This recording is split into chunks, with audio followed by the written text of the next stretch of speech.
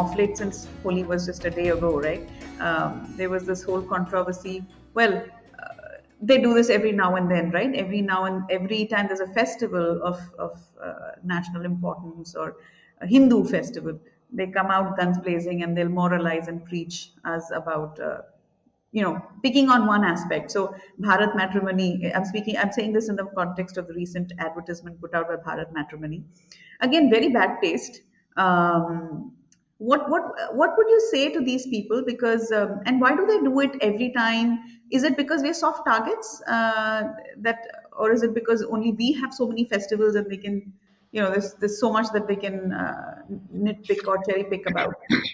Well, the soft targets, but also it's very strategic. I have to go back more than 1,000 years ago to Thessalonica, which was a place in Greece, where the the bishop was. This is when Greece is being Christianized. This is when the old Olympic Games get banned, Hmm. um, and the Olympics games get banned because the Olympic Games were, they had rituals to Zeus, and were to all these other Greek gods and all these people. So the what they needed to do was they needed to. This was a very explicit part of the mission. The church mission was to ban these native festivals and ban all celebrations, festivals, and other things that would lead people to have attachment to those things. You know, Right. and so in modern times there was a Project Thessalonica. I've written on it. You can do a search for Project Thessalonica with my name, and you'll find that that was also so you'll find that these festivals are targeted local festival, local games, like the bullock racing, or the jallikattu was targeted in Tamil Tamil Nadu, Nadu. or bullock cart racing was targeted in Karnataka, all these other places, because a lot of those are related to ritual, they are related to tradition, and also they draw a lot of people, People. right? So what you have to do is you have to cut off people's ability to celebrate in that way, and that makes, once they're cut off and unrooted, then it makes it much easier for them to be converted over Mhm. to something else.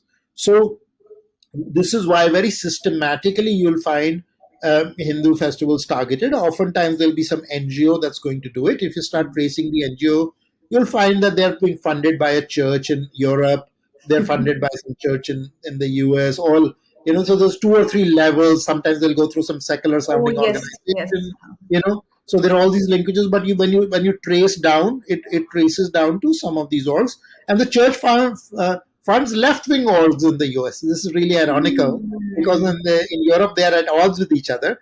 But Correct. what they But find is here, orgs are very helpful for undermining the native culture and traditions. So they fund a lot of the left-wing orgs in India so that they can then attack these traditions and cultures. So, and then I've recently found very shockingly that a number of multinational corporates are also engaged in this, where they're using CSR funds to also further the church agenda.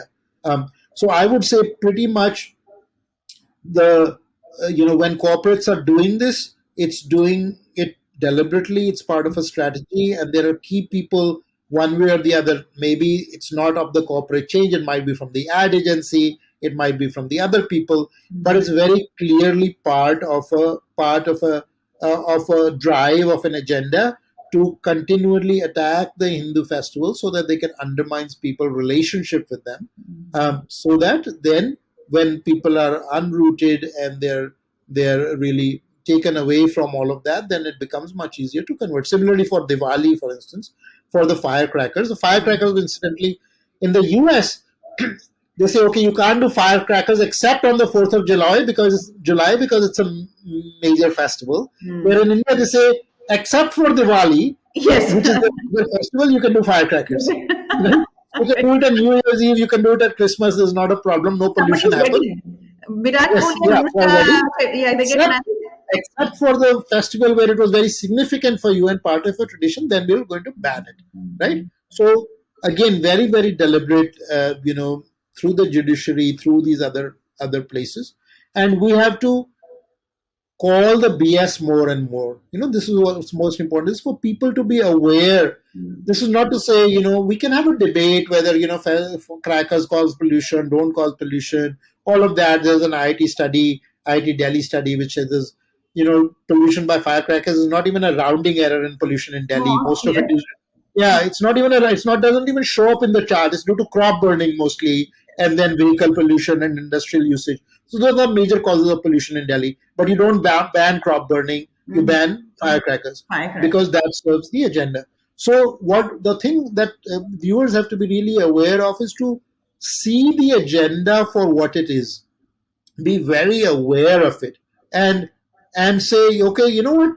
Let us say firecrackers even cause pollution. Let's focus on the top 10 activities. We'll get to firecrackers after that, right? So always don't get conned into, guilt tripped into saying, no, yes, yeah, we have to do it. It's so bad, right? Look at it systematically. Okay, let's talk about it. Let's talk about pollution in Delhi. What are the major causes? Have you addressed the major causes? Don't go after something which is not really the prime cause here, right? Once we start having those logical debates, you'll find that the agenda becomes more and more visible, because they'll come back to the agenda very quickly, because there's no logic behind the actions. There is no logic. It's always driven by the agenda.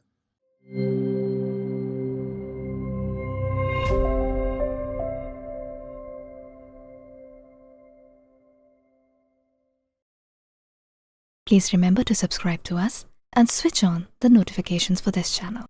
For our other social media links, more content, and to support our work, please visit citti.net.